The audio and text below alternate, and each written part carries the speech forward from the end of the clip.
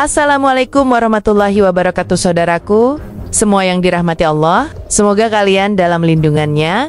Hari ini kita akan membahas sebuah peristiwa besar yang mengguncang hati. Nurani dunia, gelombang demonstrasi pro-Palestina di Inggris, dan misi kemanusiaan Global Sumut Flotilla yang baru-baru ini kembali menjadi sorotan dunia. Dua kisah yang menggambarkan satu hal, bahwa nurani manusia tidak pernah benar-benar padam. Meski dunia modern berusaha menutupinya dengan alasan politik dan keamanan, mari kita susuri perjalanan ini. Bukan sekadar berita, tapi kisah perjuangan hati manusia untuk membela kebenaran. Beberapa waktu lalu, Inggris kembali menjadi pusat perhatian dunia. Ribuan orang turun ke jalan, memenuhi jantung kota London, Manchester, dan Glasgow. Mereka bukan penjahat, bukan perusuh, tapi warga biasa yang membawa pesan. Cukup sudah penderitaan Palestina. Mereka berdiri di bawah hujan, mengangkat bendera Palestina, menyerukan kebebasan, dan menuntut keadilan bagi rakyat. Gaza yang terperangkap dalam blokade mematikan. Pemandangan itu menggetarkan. Lautan manusia dengan wajah-wajah penuh amarah, sedih, dan harapan. Mereka tahu, suaranya mungkin tidak akan langsung mengubah kebijakan dunia, tetapi diam berarti mengkhianati nurani. Anak-anak, remaja, hingga lansia berjalan beriringan membawa poster bertuliskan End the Siege, Dawn Freedom for Palestine. Mereka tahu resikonya, tapi mereka memilih untuk berbicara. Namun sayangnya, suara kebenaran sering kali dianggap ancaman. Polisi berbaris rapat, membentuk pagar besi menghadang lautan manusia. Ratusan demonstran ditangkap, sebagian besar hanyalah warga biasa yang ingin menyampaikan empati. Tapi justru penangkapan itulah yang membuat suara mereka semakin menggema. Dunia mulai bertanya, mengapa membela kemanusiaan kini dianggap kejahatan? Di tengah tekanan dan ancaman, mereka tetap berdiri. Mereka berteriak bukan untuk politik, tetapi untuk anak-anak yang kelaparan di Gaza, untuk ibu-ibu yang kehilangan rumahnya, dan untuk manusia yang kehilangan hak hidupnya. Dari jalan-jalan Inggris, teriakan itu menjalar ke seluruh dunia, Palestine will be free. Pemerintah Inggris kemudian memberikan reaksi keras. Mereka menyebut bahwa aksi protes ini berpotensi mengancam stabilitas sosial dan keamanan nasional. Polisi diperintahkan menindak tegas, bahkan menangkap hampir 500 orang dalam satu malam. Tuduhannya beragam, dari mengganggu ketertiban hingga mendukung organisasi yang dilarang. Tapi di mata publik, ini bukan sekadar penegakan hukum, melainkan tanda ketakutan pemerintah terhadap suara rakyatnya sendiri. Beberapa pengunjuk rasa duduk diam di jalan, menolak pergi meski diseret oleh petugas. Ada yang dipanggul, ada yang dipukuli, tapi tidak satu pun dari mereka melawan dengan kekerasan. Mereka menjawab dengan keheningan, dengan tekad, bahwa kebisuan di depan ketidakadilan jauh lebih berbahaya daripada resiko penangkapan. Ketegangan pun meningkat. Media arus utama cenderung menyorot kericuhan, tapi mengabaikan pesan kemanusiaan yang dibawa oleh massa. Padahal di balik spanduk dan poster itu, ada air mata, ada keyakinan, ada doa dari jutaan hati yang tidak sanggup melihat anak-anak. Palestina meregang nyawa tanpa dunia peduli. Aksi ini menjadi simbol bahwa kebenaran seringkali dibungkam oleh sistem. Tapi sejarah membuktikan, setiap kali kebenaran dibungkam, ia justru tumbuh menjadi kekuatan yang lebih besar. Suara rakyat mungkin bisa dibungkam sementara, tapi tidak akan pernah benar-benar padam. Di antara ribuan massa yang turun ke jalan, ada kisah-kisah kecil yang menyayat hati. Seorang nenek berusia hampir 80 tahun ditangkap karena memegang poster bertuliskan I oppose genocide. Seorang anak muda menangis ketika melihat gambar bayi Palestina di layar ponselnya, sambil berkata, "Kalau aku diam, siapa lagi yang akan bersuara?" Inilah wajah sejati dari demonstrasi itu. Bukan politik, melainkan kemanusiaan yang sedang berteriak. Bahkan sebagian warga Yahudi di Inggris ikut turun ke jalan, menegaskan bahwa menolak kebijakan brutal Israel bukan berarti menentang agama. Mereka berdiri di samping Muslim, Kristen, dan ateis, menandakan bahwa penderitaan Palestina bukan isu agama, tapi isu moral. Inilah bukti bahwa kemanusiaan sejati bisa melampaui batas etnis dan keyakinan.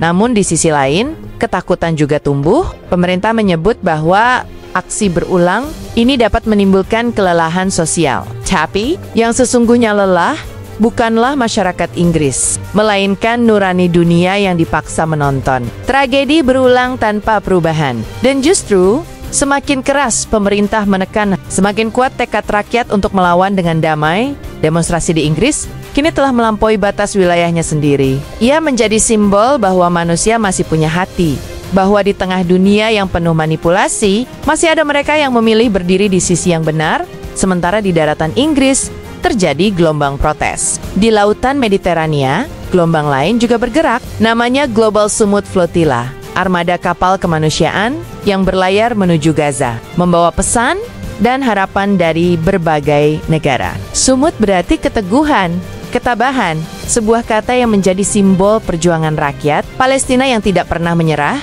Kapal-kapal kecil ini membawa relawan dari lebih dari 40 negara, termasuk dari Asia Tenggara. Mereka bukan tentara, bukan politikus, tapi manusia yang berani menantang blokade laut Israel demi mengantarkan bantuan. Di dalam kapal, mereka berdoa, bernyanyi, dan mengibarkan bendera kemanusiaan. Setiap ombak yang mereka lewati adalah ujian. Setiap jarak yang mereka tempuh adalah pengorbanan.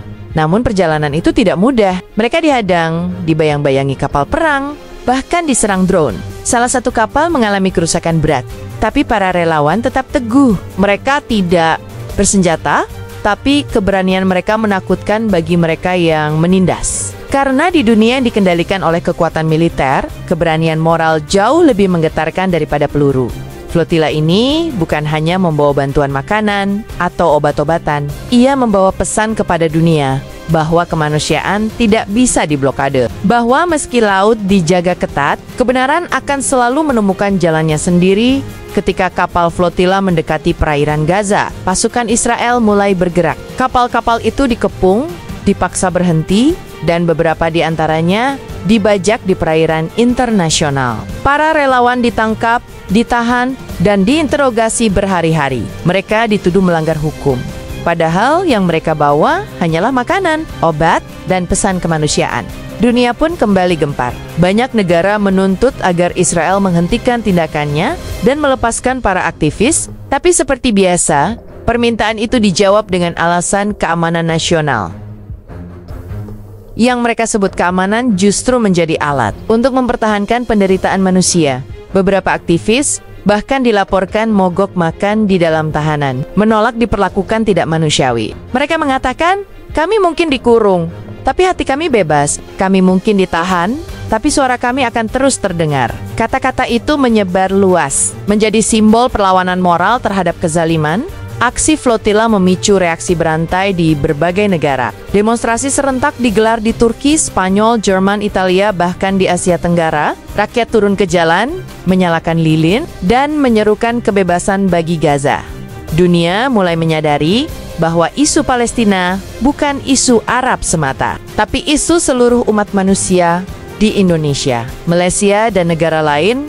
Masyarakat bersatu mengirimkan doa, donasi, dan dukungan moral. Dari timur hingga barat, suara yang sama bergema, hentikan blockade, biarkan Gaza hidup. Suara itu menjadi kekuatan baru, mengingatkan dunia bahwa kemanusiaan masih hidup di hati banyak orang, bahkan dalam diplomasi internasional. Tekanan mulai meningkat, negara-negara mulai mendesak penyelidikan terhadap pelanggaran hukum laut dan hak asasi manusia. Dunia perlahan memahami bahwa diam di hadapan kekejaman sama dengan turut mendukungnya. Pertanyaannya kini sederhana namun berat. Di sisi mana kita berdiri? Apakah kita memilih diam atau ikut bersuara? Setiap kali anak Palestina kehilangan nyawa, setiap kali relawan ditangkap karena menolong, sejarah menulis siapa yang peduli dan siapa yang berpaling. Solidaritas bukan hanya turun ke jalan, tapi juga menyadari bahwa kita punya tanggung jawab moral, mengedukasi, membagikan kebenaran, dan menolak narasi yang menipu. Setiap postingan, setiap doa, setiap langkah kecil menuju kesadaran adalah bagian dari perjuangan panjang menuju keadilan. Kita mungkin jauh dari Gaza, tapi hati kita bisa dekat. Kita mungkin tidak bisa menghentikan perang, tapi kita bisa menolak untuk menjadi bagian dari kebisuan. Karena dalam setiap zaman, Allah selalu memihak kepada mereka yang berjuang untuk kebenaran dan keadilan, saudaraku. Inilah kisah dua medan perjuangan, satu di Jalan Galen Inggris, satu lagi di lautan luas menuju Gaza. Dua medan yang berbeda, tapi satu semangat membela kemanusiaan dan menegakkan keadilan. Dunia boleh menutup mata, tapi hati yang hidup tidak akan tinggal diam.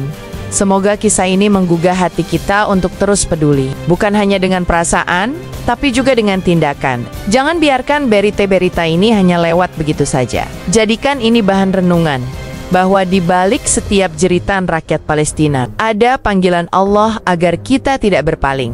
Jika kamu merasa tersentuh, bantu sebarkan pesan ini. Biarkan dunia tahu bahwa masih ada suara yang peduli. Tekan like, bagikan video ini, dan jangan lupa subscribe agar kita bisa terus menyuarakan kebenaran dan kemanusiaan dari sudut pandang Islam. Sampai jumpa di video berikutnya.